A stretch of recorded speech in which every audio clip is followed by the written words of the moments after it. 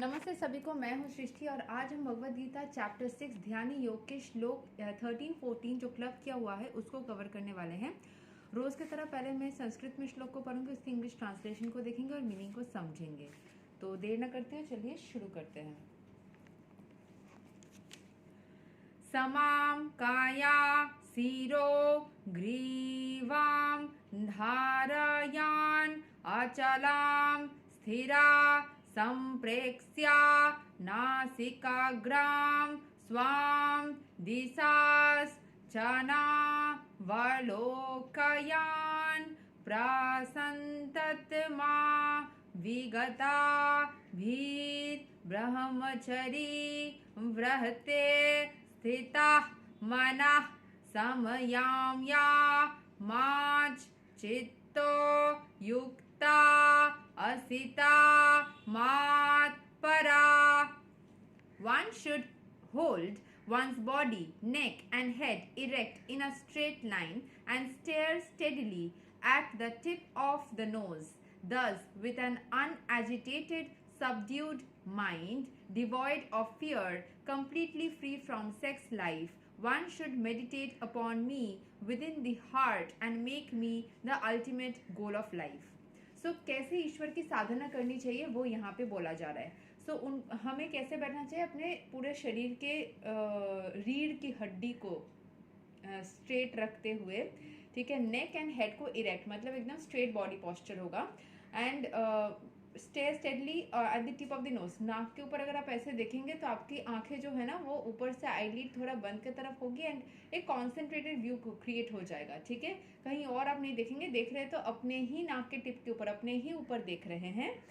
दस with N अनएजिटेटेड mind, मतलब दिमाग में कोई गुस्सा न रखते हुए, कोई इरिटेशन न रखते हुए, डिवॉइड ऑफ फियर, कोई डर न रखते हुए, completely free from sex life, sexual life से पूरा दूर खुद को रखते हुए, वन शुड मेडिटेट अपॉन मी, भगवान बोल रहे कि उनके ऊपर मेडिटेट करना चाहिए with in the heart and make me the ultimate goal of life. तो ईश्वर को ही गोल ऑफ लाइफ सोचते हुए मेडिटेट करना चाहिए। जब मेडिटेट करेंगे तो सीधा बैठ के अपने आंखों को पूरी तरीके से बंद अगर कर देंगे तो नींद आ जाएगी, तो पूरा बंद ना करके आधा खुला रखते हुए स्ट्रेट बैठते हुए ईश्वर को हृदय में सोचते हुए, कोई भी फॉर्म ऑफ डिस्ट्रैक्शन से दूर रहते हुए, सेक्सुअल लाइफ से दूर रहते हुए, ईश्वर को ही गोल बनाते हुए उनके ऊपर मेडिटेट करना चाहिए।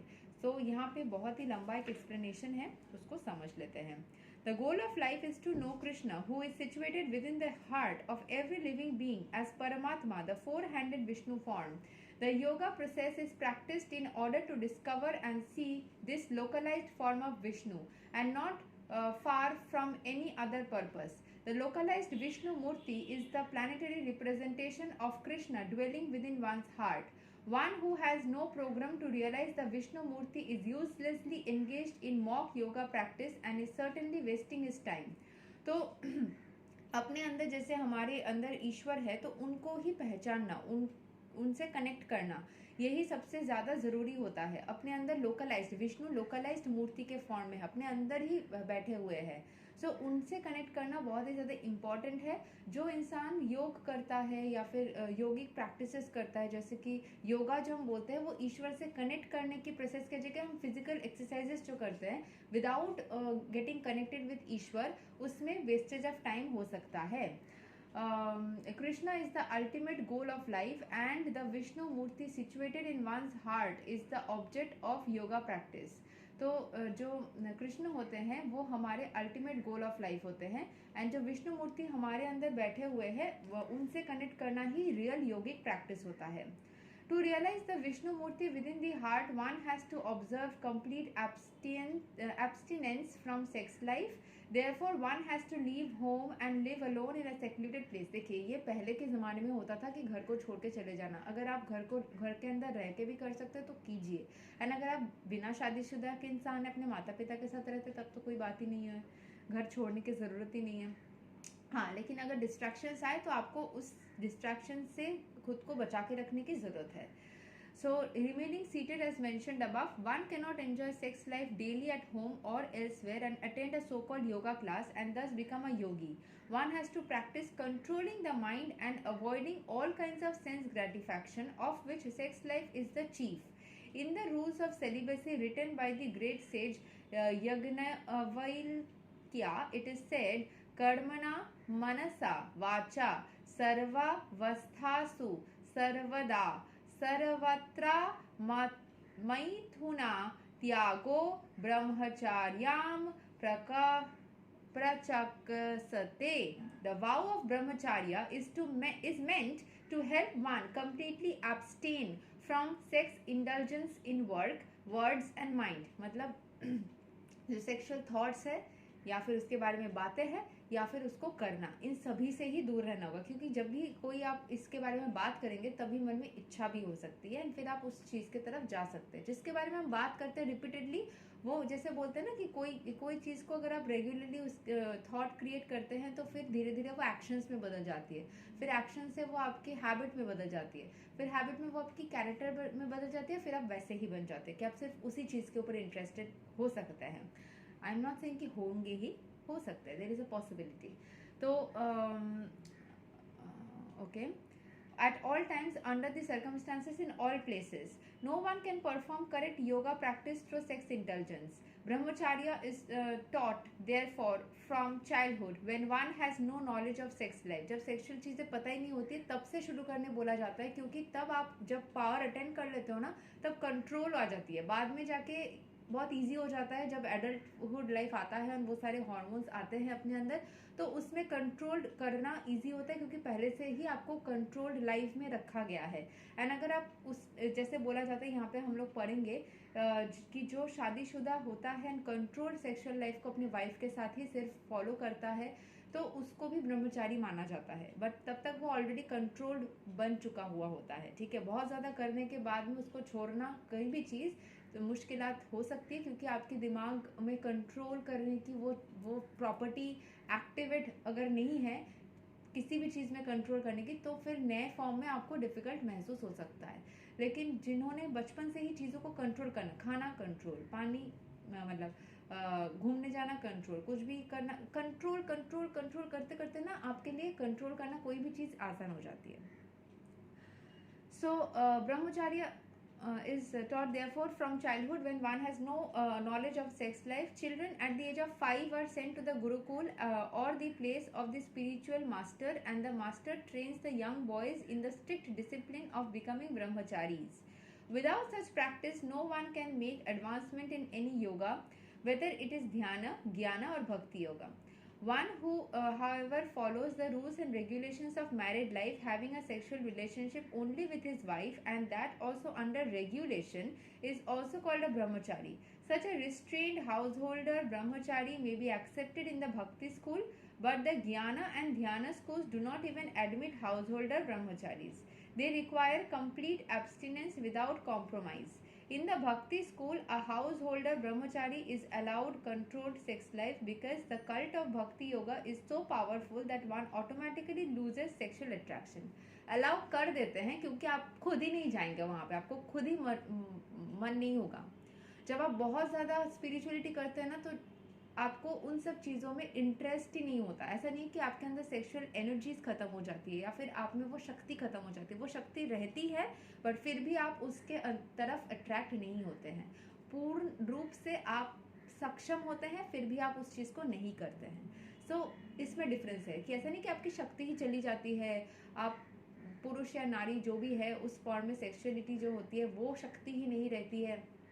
वो शक्ति रहती है, उतनी ही पावर रहती है, उतनी ही एनर्जी रहती है, बट आप फिर भी उससे दूर रहते हैं. आप अपने पावर और एनर्जी को दूसरे जगहों पे, अपने इंट्यूशन पे लगा देते हैं, चीज़ों को मिराकुलसली करने पे लगा देते हैं, ज़िंदगी के हर एक पहलू पे लगा देते हैं. उस एनर्जी को आप कंट्रोल करते हैं. जब आप कंट्रोल करते हैं तो दूसरी जगहों पे बहुत स्ट्रांग हो जाते हैं. जैसे कि एक इंसान जो ब्लाइंड होता है, जो देख नहीं पाता है, उसकी सबकॉन्शियस 6 सेंसेस में बाकी सब कुछ सेंसेस उसकी स्ट्रांग हो जाती है. जो बोल नहीं पाता है, मतलब जो एक सेंस ऑर्गन जिसकी काम नहीं करती है उसकी बाकी सेंसेस बहुत स्ट्रांग हो जाती है. उसी तरीके से सेक्सुअल पार्ट भी एक पार्ट ऑफ एडल्ट लाइफ है. उसको जो कंट्रोल कर लेता है उसकी वही एनर्जी दूसरी जगहों पे बहुत स्ट्रांग तरीके से काम करने लगती है. ठीक है, और आपके अंदर पावर ऐसी हो जाएगी ना, आप कि वो ऑरा कोई भी पहचान लेगा। जो इंसान इन सब चीज़ों से दूर है, जो बहुत ज़्यादा कंट्रोल चीज़ में नहीं रहता है, जो सेक्सुअल लाइफ को लीड करता है, या फिर जो बहुत ही मतलब मैं बोलूँगी कोई डिसिप्लिन लाइफ को नहीं मेंटेन करता है, बहुत ही साधारण तरीके से सब कुछ करके जीता है, वो भी समझ जाएगा कि ये अलग है। आपसे वो ऑरा निकलेगा। एंड अगर कोई आपसे अट्रैक्ट भी होगा, वो भी मतलब लोग ना जो थोड़ा उतना ज़्यादा नहीं है स्ट्रॉन्ग तरीके से, वो आपसे थोड़ा सा दूरी मेंटेन करेंगे, और वो आपसे डरेंगे भी, और वो समझ भी पाएंगे कि इसके अंदर एनर्जीज थोड़ी अलग है। ठीक है। एंड जब आप मतलब ईश्वर की उस एनर्जी जब आपको पकड़ लेगी ना, आप खुद भी आपके अंदर इंटरेस्ट जाएगा ना, आप खुद चाह कर भी उन सब चीज़ों के अंदर नहीं जा पाएंगे। मतलब वो चीज़ें ही आपसे अलाइन नहीं होगी, क्योंकि वो आपके लिए सही नहीं है। तो वो चीज़ें अपने आप ही आपसे दूर हो जाएगी। वो लोग, अगर आपने किसी से शादी करना चाहा, तो हो सकता है कि अगर वो खुद भी उतना ज़्यादा स्ट्रांगली स्पिरिचुअल नहीं है, तो फिर वो इंसान आपसे दूर हो जाए। मतलब यू विल अंडरस्टैंड, मतलब you will understand that you are the chosen one in the path of spirituality. आपको समझ में आ जाएगा कि आप हर तरीके से प्रोटेक्टेड रहते हो। ठीक है। सो being engaged in the superior service of the Lord. In the Bhagavad Gita, it is said, Visaya vinivartante niraharasya dehina rasa varjam raso pai asya param dristva nivartate. Whereas others are forced to restrain themselves from sense gratification, a devotee of the Lord automatically, जो मैंने बोला खुद ब खुद होगा, refrains because of superior taste. उसको पता चल गया कि स्पिरिचुअलिटी की मजा क्या है, उसको ये सारी इंफीरियर चीजें मतलब अच्छे ही नहीं लगते, चाहिए ही नहीं है. Other than the devotee, no one has any information of that superior taste. Vigata bhi, one cannot be fearless unless one is fully in Krishna consciousness. कोई भी फॉर्म में स्पिरिचुअलिटी को अगर आप प्रैक्टिस करते हो तो आप फियरलेस बन जाओगे. चाहे आप कृष्ण कॉन्शियसनेस में को भी कर सकते हो, कृष्ण भगवान तो है ही, और अगर आप महादेव को भी, क्योंकि महादेव के जो भक्ति करते हैं उनको बोला जाता है वो ब्रेव होते हैं, तो उनको भी करेंगे तब भी आपके अंदर वो एनर्जी जनरेट होगी. Conditioned soul is fearful due to the perverted memory, his forgetful of his eternal relationship with Krishna. The Bhagavatam says, Bhayam dvitiya bhini vesata syad isad apetasya viparyayo smriti. Krishna consciousness is the only basis for fearlessness. Therefore, perfect practice is possible for a person who is Krishna conscious. And since the ultimate goal of yoga practice is to see the Lord within, a Krishna conscious person is already the best of all yogis. The principles of the yoga system mentioned herein are different from those of the popular so-called yoga societies. ठीक है. So अगर आप किसी और, जैसे एक जगह पे बोला गया था ना, किसी भी डेमी गॉड को या किसी भी और फॉर्म ऑफ गॉड को अगर आप पूजा करते तो वो सब भी घूम के कृष्ण के पास ही जाते हैं, तो उस तरीके से भी कृष्ण कॉन्शियसनेस हो जाता है. सो आप किसी भी फॉर्म में स्पिरिचुअलिटी को अच्छे से अगर प्रैक्टिस करेंगे तो आप अपने अंदर ये सारे फियरलेसनेस को एंड स्ट्रेंथ को महसूस कर पाएंगे. एंड ज़िंदगी के जो ईश्वर से कनेक्ट करने का जो वो योगा साइंस है ना, योगा सिस्टम है ना, वो सिद्ध हो जाएगा. ये तक था श्लोक नंबर 13-14 क्लब किया हुआ एक ही श्लोक के अंदर.